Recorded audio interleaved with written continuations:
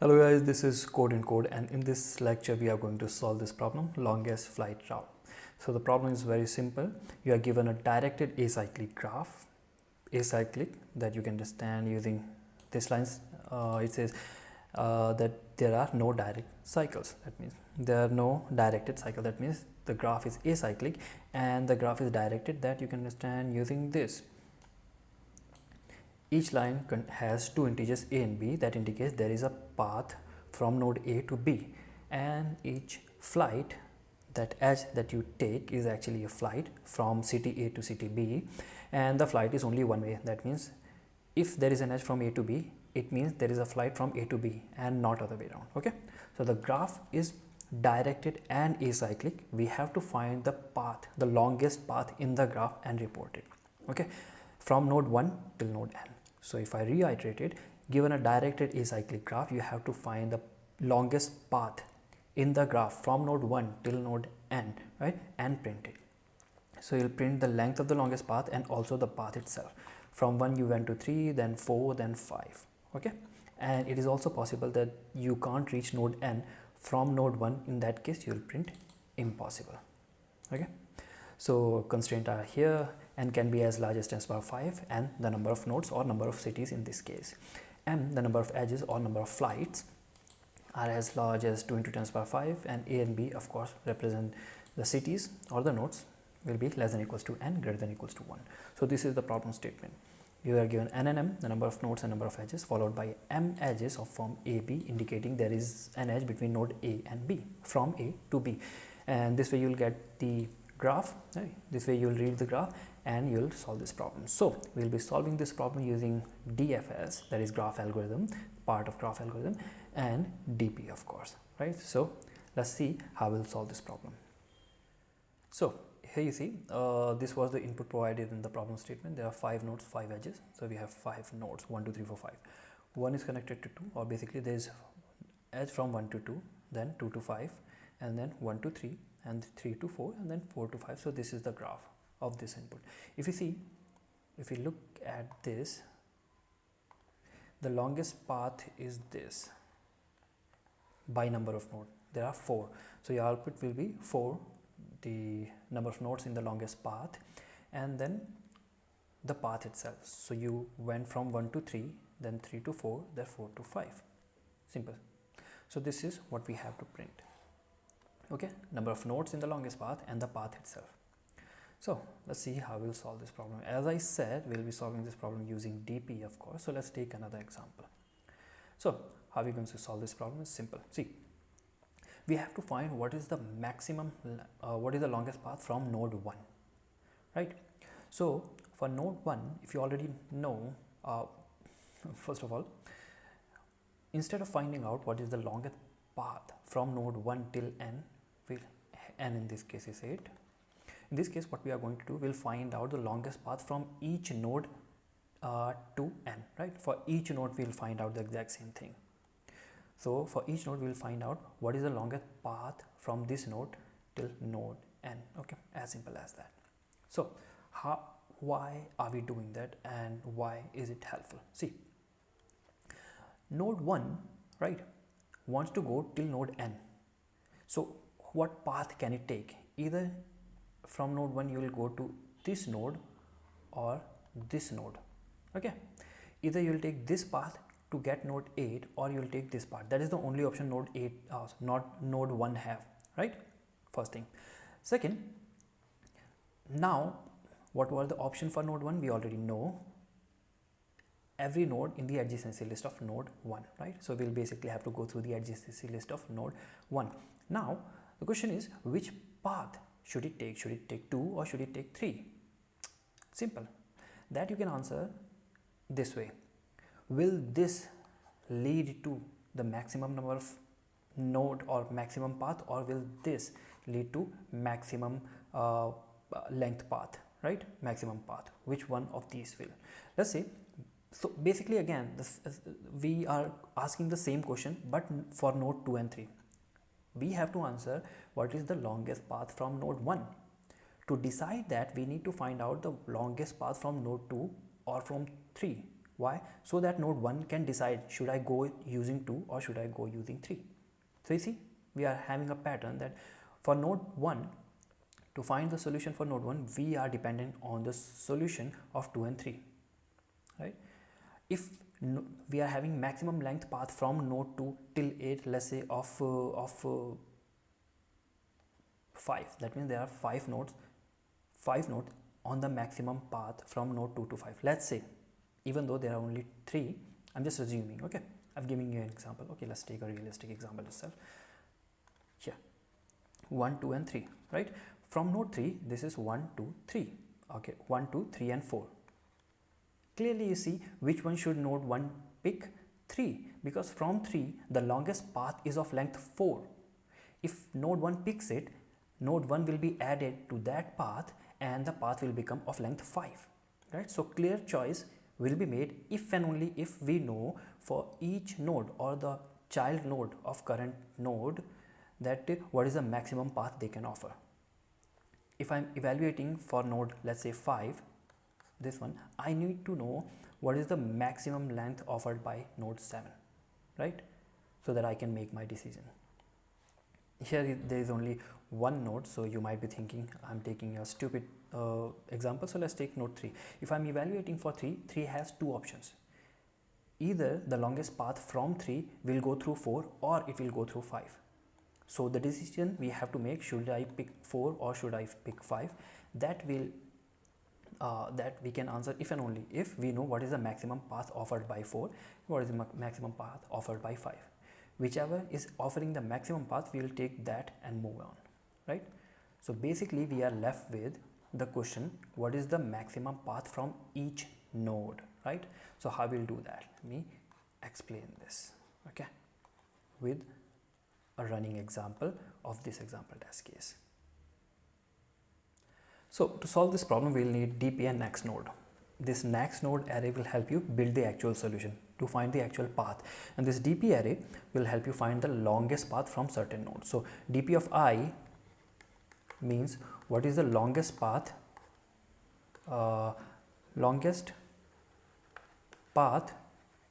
from node I. Okay, so DP of 1 will tell what is the maximum path from node 1 till n, as simple as that. So this is the way we'll be building DP. Now let's use red color here. Okay, so we'll start from node 1 because we have to find out the longest path from node 1. So I'm at node 1. Okay, I'm at node 1, and then in the adjacency list of 1 I have 2, so I'll make a DFS call to node 2, right? So that node 2 can know what is the maximum length path from node 2 to 8. So we are at node 2, right? Now again, in the adjacency list of 2 we have 6, so from 2 we'll go to 6.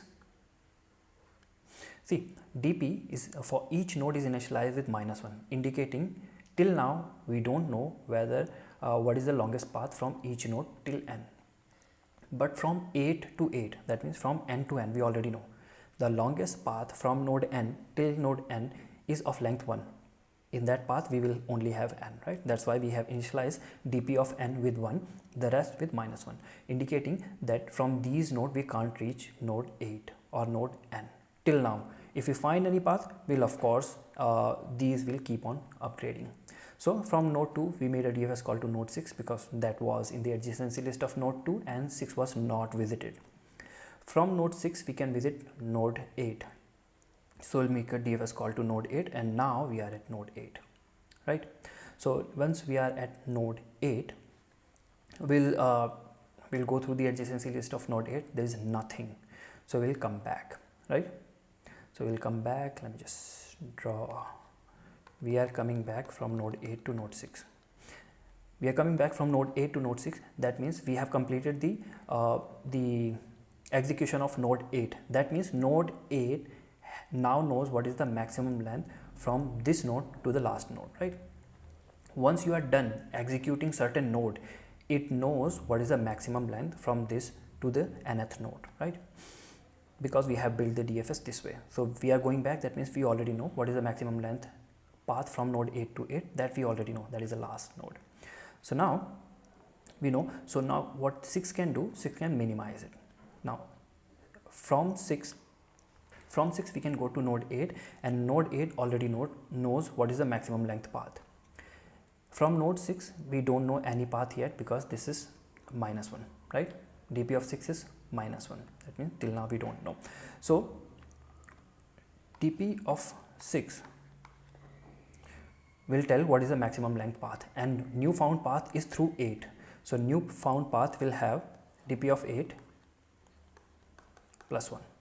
dp of 8 will give you the maximum length path from 8 till node n, right? And if I am going through 8, right, so one node will be added because of 6. Take that maximum path node, right, sorry, take that maximum path, this is from 8 till nth node, right, and just add 6 to it, because from 6 I can go to 8, and then this whole path was, let's say, of size dp of 8, right? All you have to do is add 1 because of this node. So if from 6 I am going to node 8, right, so node 8 will offer maximum length path dp of 8, just add 1 to it because of node 6. So we'll check, initial maximum path for node 6 was this, new found maximum path may be this, so we'll compare what is maximum. If newly found path is maximum, just update it. So dp of 6 is -1, dp of 8 is 1 plus 1 is equals to 2. Clearly 2 is greater than -1, so dp of 6 will be updated with this one. So dp of 6, which was -1, will be updated to 2. Now that means we have found a path from node 6 till node n of length 2, right? Now since 8 has provided a better path, I will be going from 6 to 8. So next node of 6 will become 8. So if this condition is true, you will update dp as well as the next node, that hey, I found a better path using this node, so my next node from 6 will be 8, as simple as that. So this will help you build a path. Now execution of 6 is completed because in the adjacency list of 6 there was only 8 and we have traversed 8. So working of 6 has done, so we'll make a track, we'll basically track back to 2. So you see, once we have done the execution of certain node from DFS, we already know what is the maximum length path from it and from where we can get it. Now we are at 2, right, and we have just completed execution of node 6. So 2 will try to minimize or maximize the path using 6. So again we'll check this condition. How? Let me just erase all of this. We'll check is dp of 2, which was previously found maximum length path, less than newly found maximum length path, which will be dp of 6 plus 1. dp of 6 is 2, 2 plus 1 is 3, clearly 3 is greater than -1, dp of 2 is -1. So this will be updated and this will become this will become 3, right? Now since you have found a better path, you will also update the next node of node 2, that will be updated to 6. From node 2 I need to go to 6 from where I have found a better path. Now again execution of node 2 is completed, we'll do a track back to node 1. Node 1 will do again the same thing. Since execution of 2 is completed, so dp of 1 will try to minimize, my bad, different color, yeah. So we'll check dp of 1, if this is less than dp of 2, because execution is 2 just completed, plus 1. dp of 2 is 3, 3 plus 1 is 4, clearly 4 is greater than -1, so this will be updated, this will become 4, and next node from 1 will become 2, because node 2 is given better path to node 1, right? So we are not going to track back from node 1, because in the adjacency list of 1 we have another node which is unvisited, so we'll make a DFS call to node 3, right? So we are at 3. In the adjacency list of 3 we have 4, so we are at 4.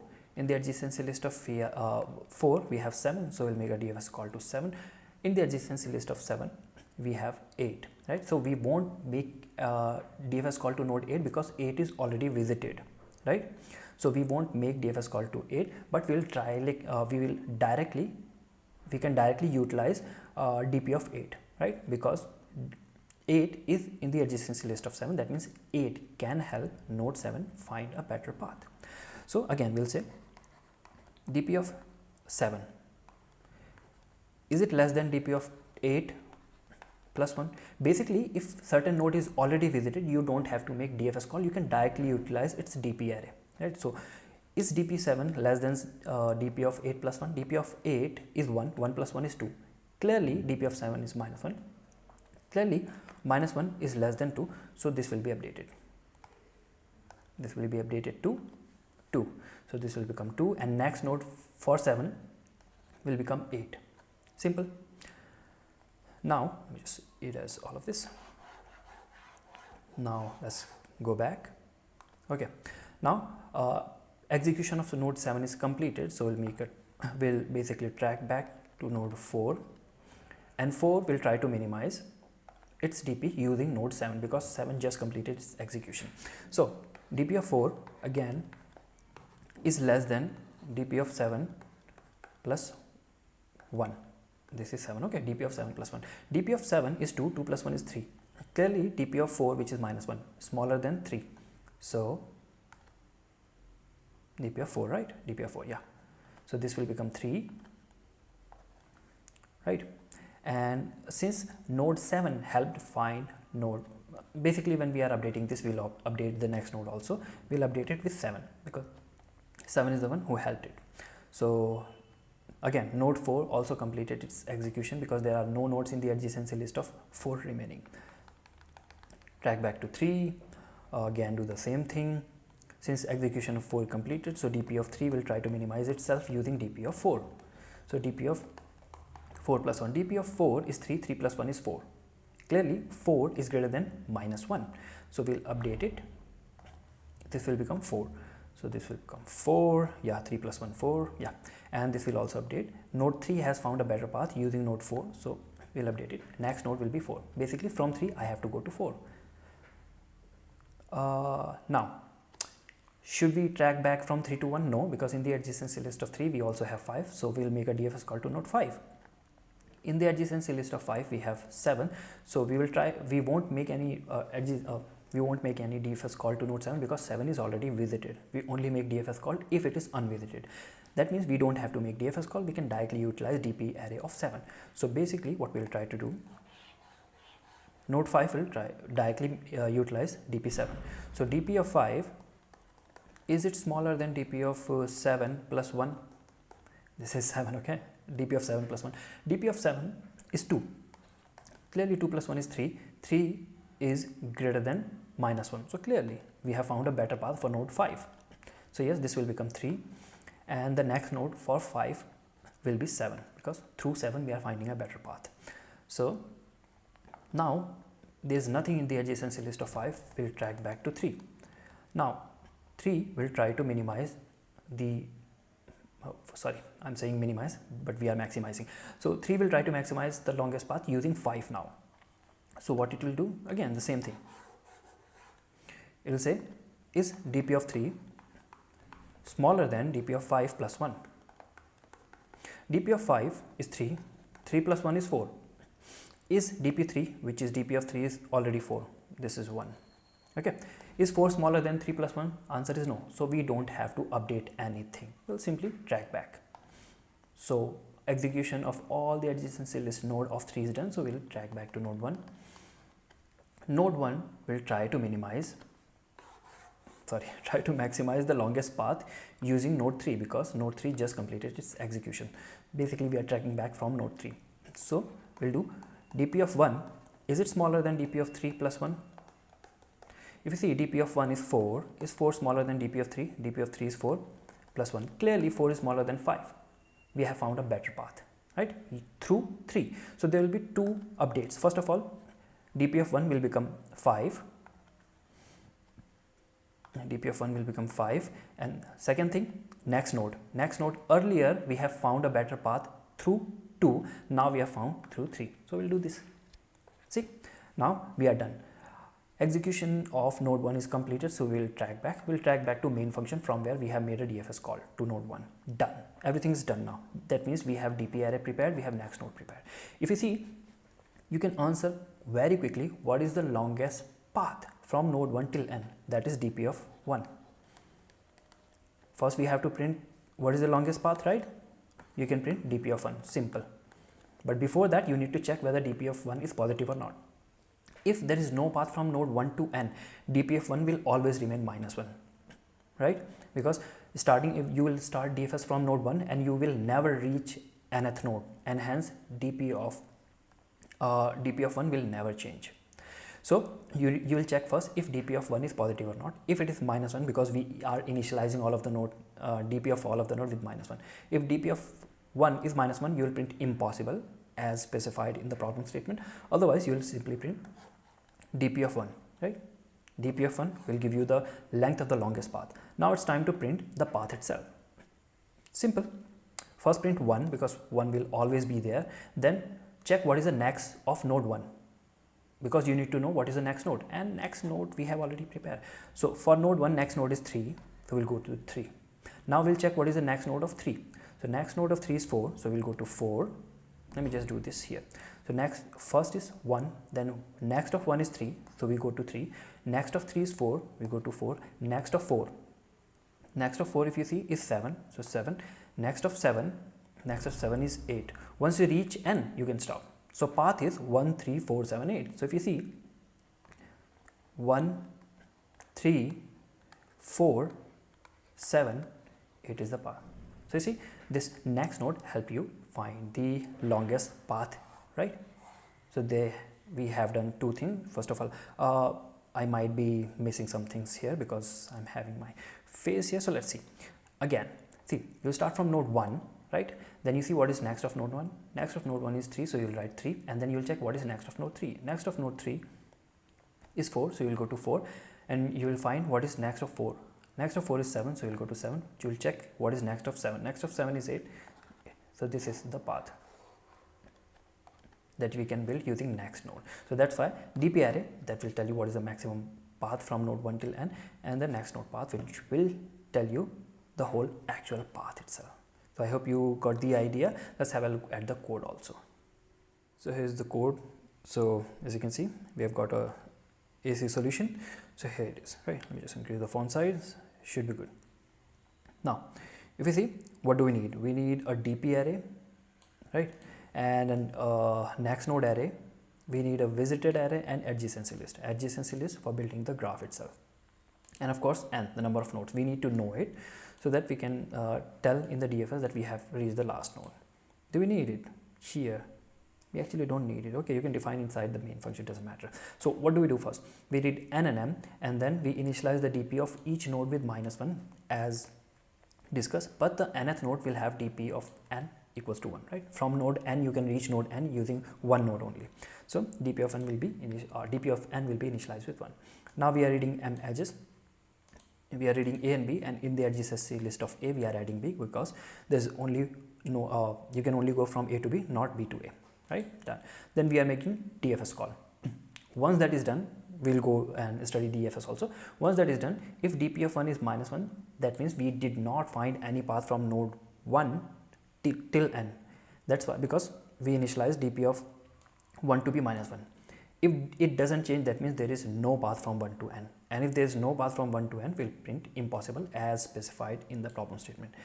If it does, remember in the lecture, we discussed that we'll be printing DP of 1, which will tell you what is the length of the longest path from node 1 to n. That will be DP of 1, right? We'll be printing length, and then we'll be printing the whole path itself. So we'll start from node 1, right? We'll print node 1. You remember how we did that? We printed 1, right? And then what is the next node of 1? We printed that node, then next of that node. So how you keep track of that? Just take this node, right?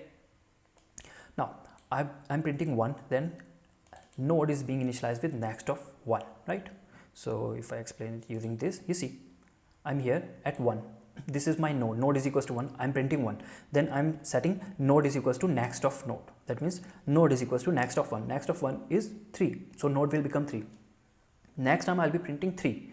And then node is equals to next of 3. Next of 3 will be 4. So I'll be printing 4, so on and so forth, right? So if you have a look at this, node is equals to 1, and each time node will be next of node. And this while loop will stop as soon as node becomes 0. When will the node become 0? Next of nth node is always 0, right? Next node of ns0 will always going to be 0, because next node we are initializing globally. That means all of the values are being initialized with 0, right? And next of nth node, we are not going anywhere from nth node, right? That's why when we reach nth node, that will be the end of it. Starting from 1, we are going certain nodes, finally reaching the nth node. As soon as node becomes n, we will print it, and next, when we'll find the next of nth node, node will become 0. As soon as it becomes 0, your code will stop. Now about the DFS part. As soon as we reach any node, we'll mark it visited, and then we are going through the adjacency list of current node. Simple enough. There are two things: either node V is visited or not. If it is not visited, we'll make a DFS call to that. Otherwise, we won't make a DFS call to that. Once we are done with that, we can utilize DP of that node, right? You can utilize DP of that node if and only if it is reachable. Nth node is reachable from this node, right? If there is no path from node V to nth node, how can you use it to reach nth node? Makes sense, right? That's why we need to check whether DP of node V is equals to -1 or not. We can utilize it if and only if it is not equals to -1. That means there is a path from V to nth node. Then only we can utilize it, and that's why we are checking this condition once we make sure that nth node is reachable via node V. So if both of these conditions satisfy, we were doing two things. We were updating the DP and we were setting the next node of current node to be done, right? I'll be putting the link of this submitted solution in the description so that you can go through it and study it yourself, right? So yeah, this was all for this lecture. And if you have any suggestion, any editorial that you want, anything that you want to learn new, just comment it out, right, in the comment section. So this was all for this lecture. See you guys in the next lecture. Thank you.